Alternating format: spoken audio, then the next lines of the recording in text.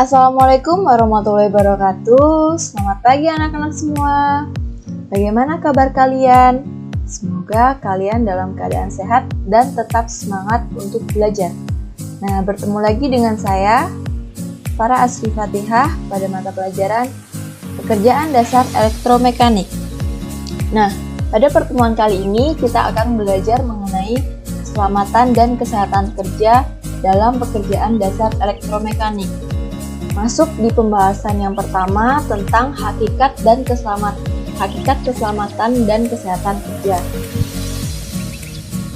Jadi, berdasarkan WHO, K3 itu merupakan upaya yang bertujuan untuk meningkatkan dan memelihara derajat kesehatan fisik, mental, dan sosial yang setinggi-tingginya bagi pekerja di semua jenis pekerjaan. Maksudnya apa? Maksudnya, di dalam suatu perusahaan harus ditanamkan yang namanya K3. Supaya apa? Supaya para pekerja dapat bekerja dengan aman. Lanjut ke pengertian K3. Jadi secara definisi K3 itu adalah keselamatan dan kesehatan kerja yang merupakan suatu ilmu pengetahuan dan penerapannya dalam upaya mencegah terjadinya kecelakaan pada saat bekerja. Jadi, kenapa K3 itu sangat penting diterapkan di perusahaan? Karena K3 ini yang menjamin keamanan pada saat kita bekerja. Kemudian lanjut di tujuan keselamatan dan kesehatan kerja. Jadi, K3 bertujuan untuk menciptakan tempat kerja yang aman, sehat, dan bebas dari pencemaran lingkungan. Seperti logo di atas, yaitu utamakan keselamatan dan kesehatan kerja. Jadi pada saat bekerja kita harus mengutamakan keselamatan dan kesehatan kita. Supaya apa? Supaya tidak menimbulkan suatu kecelakaan kerja. Kemudian tujuan lain dari K3. Nah, ini ada 3 tujuan. Yang pertama, memberikan pertolongan pertama pada kecelakaan kerja, seperti pada gambar berikut. Yang kedua, memberikan alat-alat pelindung diri para pekerja di tempat kerja, seperti ini. Ini namanya alat pelindung diri. Kemudian, memberikan jalan atau cara untuk menyelamatkan diri pada waktu kebakaran atau kejadian yang berbahaya. Jadi di perusahaan itu harus ada yang namanya jalur evakuasi. Untuk apa? Untuk mengevakuasi para pekerja jika terjadi suatu kecelakaan atau musibah di tempat kerja. Lanjut ke penyebab terjadinya kecelakaan kerja. Nah, penyebab kecelakaan kerja itu ada bermacam-macam. Jadi setiap pekerjaan itu memiliki resiko kerja. Pada umumnya, kecelakaan kerja disebabkan oleh beberapa faktor, seperti peralatan, kesalahan individu, dan lingkungan sekitar di tempat kerja. Nah, ada 2 faktor. Yang pertama, faktor manusia. Nah, berikut ini adalah faktor-faktor kecelakaan kerja yang bersumber dari manusia. Yang pertama ada ketidaktahuan. Yang kedua ada kemampuan yang kurang. Yang ketiga ada keterampilan yang kurang. Yang keempat ada konsentrasi yang kurang. Yang kelima bermain-main. Dan yang terakhir bekerja tanpa peralatan keselamatan. Yang pertama kita bahas tentang ketidaktahuan. Jadi, seseorang bekerja dalam menggunakan mesin sebagai alat bantu dan peralatan lainnya harus mempunyai keahlian khusus. Apabila seorang teknisi atau pekerja tidak cukup pengetahuannya, dapat menjadi penyebab terjadinya suatu ancaman kecelakaan. Jadi, pengetahuan dari operator dalam melaksanakan peralatan kerja, memahami karakter dari masing-masing mesin, dan lain-lainnya. Jadi pada saat bekerja itu pekerja tidak boleh asal-asalan, sehingga akan membahayakan peralatan dan pekerja itu sendiri. Masuk yang pembahasan kedua tentang kemampuan yang kurang. Nah, sebagai seorang teknisi, khususnya teknisi alat berat, harus memiliki kemampuan di mana pekerja tersebut paling tidak harus memiliki sertifikasi yang mengukur kemampuan dari pekerja tersebut. Yang ketiga yaitu keterampilan yang kurang. Nah, keterampilan yang kurang ini juga termasuk bagian dari penilaian di sertifikat yang harus dipunyai oleh para pekerja.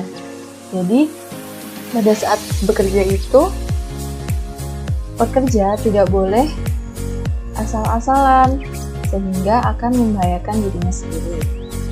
Yang keempat, ada konsentrasi yang kurang. Jadi, pada saat bekerja, kita harus fokus. Kenapa harus fokus? Karena di saat konsentrasi kita itu mulai berkurang, dan di saat kita sedang melakukan pekerjaan, dapat otomatis akan sangat merugikan karena dapat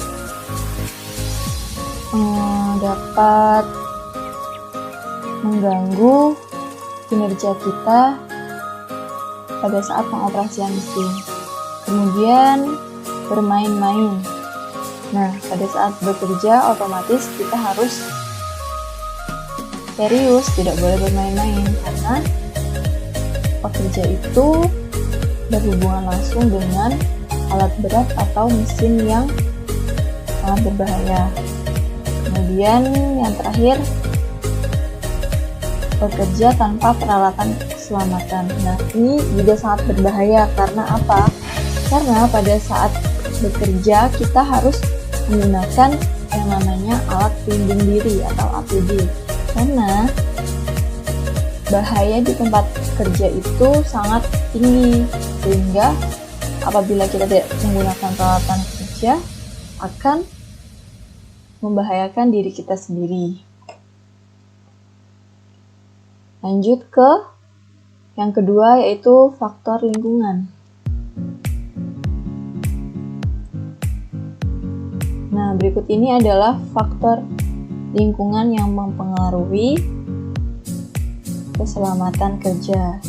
Yang pertama, tempat kerja yang tidak layak.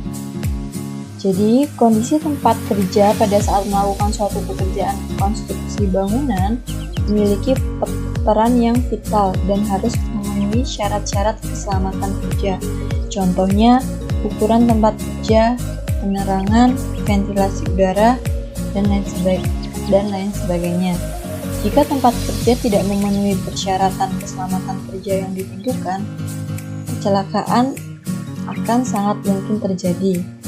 Yang kedua, kondisi peralatan yang berbahaya. Pada dasarnya, mesin-mesin dan peralatan kerja mengandung bahaya dan menjadi sumber kecelakaan kerja. Misalnya, mesin-mesin yang bergerak, berputar, bergesekan, dan lain sebagainya. Oleh karena itu, mesin-mesin yang berpotensi bahaya harus diberi pelindung agar tidak membahayakan pekerja. Yang ketiga, bahan-bahan yang bergerak. Bahan-bahan dan peralatan yang bergerak itu sangat berbahaya. Jadi, contohnya pemindahan barang-barang berat atau yang berbahaya dari satu tempat ke tempat yang lain sangat memungkinkan terjadinya kecelakaan kerja. Jadi untuk menghindari kecelakaan kerja tersebut, perlu dilakukan pemikiran dan perhitungan yang sangat matang, baik metode memindahkannya, alat yang digunakan, jalur yang akan dilalui, siapa yang akan memindahkan, dan lain sebagainya. Hal tersebut diperlukan alat bantu untuk memindahkan bahan dan peralatan yang berat, atau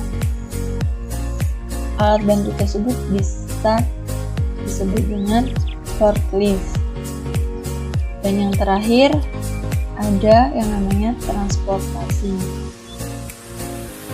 Jadi, kecelakaan kerja yang diakibatkan dari penggunaan alat transportasi juga cukup banyak. Dari penggunaan alat yang tidak tepat, beban yang berlebihan atau overload, jalan yang tidak baik, kecepatan kendaraan yang berlebihan, dan penempatan beban yang tidak baik dapat menyebabkan terjadinya kecelakaan kerja. Lanjut di potensi bahaya dan risiko terhadap K3 di tempat kerja. Jadi potensi bahaya di tempat kerja itu dibagi menjadi 4 kategori besar. Yang pertama, kategori A atau potensi bahaya yang menimbulkan risiko dampak jangka panjang pada kesehatan. Jadi berikut ini potensi yang dapat menimbulkan risiko dampak jangka panjang pada kesehatan. Yang pertama, bahaya faktor kimia. Bahaya faktor kimia ini meliputi debu, uap logam, dan uap-uap lainnya. Yang kedua, bahaya faktor biologis. Bahaya faktor biologis ini meliputi penyakit, gangguan virus, bakteri, dan binatang. Yang ketiga, bahaya faktor fisik. Bahaya faktor fisik ini meliputi kebisingan, penerangan, getaran, iklim kerja, dan jatuh. Kemudian, cara bekerja dan bahaya faktor ergonomis yang meliputi posisi bangku kerja, pekerjaan berulang-ulang, dan jam kerja yang lama. Dan yang terakhir, potensi bahaya lingkungan yang disebabkan oleh polusi pada perusahaan di masyarakat. Nah, ini merupakan faktor ilustrasi dari faktor-faktor lingkungan kerja. Ada macam-macam ya, ada faktor kimia, ada faktor biologis, fisika, faktor psikologi, faktor ergonomi, dan masih banyak lainnya. Lanjut di kategori B. Nah, pada kategori B ini, potensi bahayanya menimbulkan risiko langsung pada keselamatan. Seperti kebakaran, tersengat listrik, potensi bahaya mekanikal seperti tidak adanya perlindungan pada mesin, housekeeping, atau perawatan buruk pada peralatan. Jadi pada perusahaan itu pasti akan dilaksanakan yang namanya housekeeping atau perawatan pada mesin-mesin yang ada di tempat kerja. Lanjut di kategori C. Pada kategori C, risiko terhadap kesejahteraan atau kesehatan sehari-hari. Jadi pada kategori ini tuh meliputi kegiatan atau kebutuhan yang harus dipenuhi oleh perusahaan untuk bekerja. Untuk apa sih? Untuk memastikan kesehatan pekerja sehingga produktivitas saat bekerja akan baik. Nah, berikut ini risiko terhadap kesejahteraan atau kesehatan sehari-hari. Yang pertama, air minum. Jadi, di tempat kerja itu harus ada yang namanya air minum atau harus menyediakan yang namanya air minum. Supaya apa? Supaya para pekerja itu tidak mengalami dehidrasi yang akan mengganggu produktivitas mereka pada saat bekerja. Yang kedua, perusahaan harus menyediakan yang namanya toilet. Nah, ini juga sangat penting ya. Bagaimana bisa ada tempat kerja yang tidak menyediakan toilet. Itu pasti akan menimbulkan suatu masalah. Yang ketiga, ruang makan. Nah, selain toilet tadi, ruang makan juga sangat dibutuhkan para pekerja di saat jam istirahat atau jam makan siang. Kemudian kantin, kemudian P3 di tempat kerja. Nah, ini juga sangat penting karena jika terjadinya suatu kecelakaan kerja, maka membutuhkan yang namanya P3 atau pertolongan pertama saat terjadinya kecelakaan kerja. Jadi seperti ini kotaknya. Dan yang terakhir,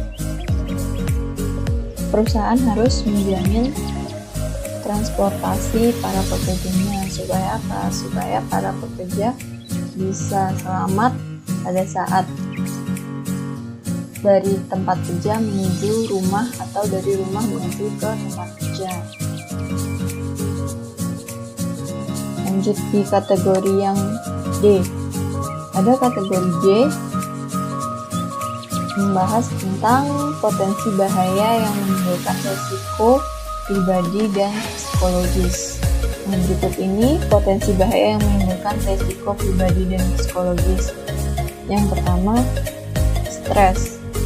Nah, pada saat bekerja, kemungkinan para pekerja dapat merasakan yang namanya stres jika lingkungan tempat kerja tidak nyaman atau tuntutan pekerjaan yang sangat banyak, sehingga perusahaan juga harus memikirkan kesehatan mental dari para pekerjanya. Dan kemudian yang nomor 2, kekerasan di tempat kerja. Nah, perusahaan juga harus menjamin keamanan dari para pekerjanya, di mana bos atau atasan tidak boleh melakukan yang namanya kekerasan di tempat kerja, sehingga harus ada yang namanya aturan dan larangan yang harus dipatuhi oleh semua para pekerja. Yang terakhir, masuk ke materi pengendalian kesehatan dan keselamatan kerja. Pengendalian kesehatan dan keselamatan kerja dapat diartikan sebagai tahapan, langkah-langkah, dan metode yang dilakukan untuk tujuan mewujudkan berbagai bentuk keselamatan dan kesehatan untuk para tenaga kerja. Yang pertama, ada yang namanya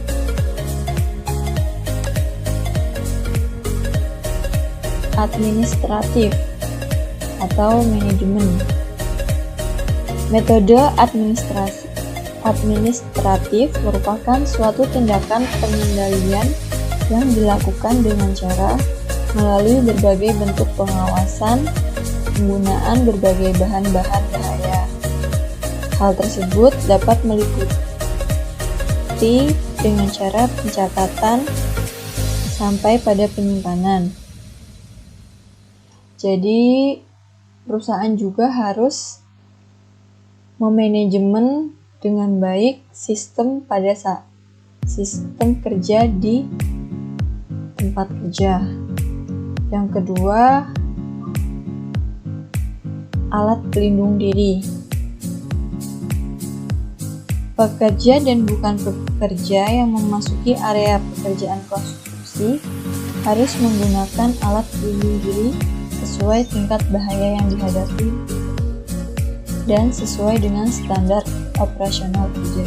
Jadi pada saat kita memasuki tempat kerja itu, para pekerja harus menggunakan alat pelindung diri. Supaya apa? Supaya melindungi mereka dari melindungi mereka pada saat bekerja. Yang ketiga, eliminasi. Eliminasi ini merupakan suatu upaya pengendalian yang dilakukan dengan cara menghilangkan berbagai bahan-bahan berbahaya seperti penggunaan bahan kimia yang beracun. Yang keempat, substitusi. Nah, substitusi ini adalah suatu cara yang digunakan untuk mengganti berbagai bahan yang dapat berpotensi untuk mengancam keselamatan kerja. Hal ini dilakukan dengan menggunakan bahan yang aman dan ramah lingkungan. Jadi, sebelum kita menggunakan bahan-bahan yang dibutuhkan pada saat produksi, perusahaan juga harus memilih terlebih dahulu bahan-bahan yang aman digunakan sehingga tidak membahayakan para pekerja. Dan yang kelima, isolasi. Isolasi ini merupakan suatu cara memisahkan dan menyimpan bahan-bahan yang berbahaya pada tempat yang aman.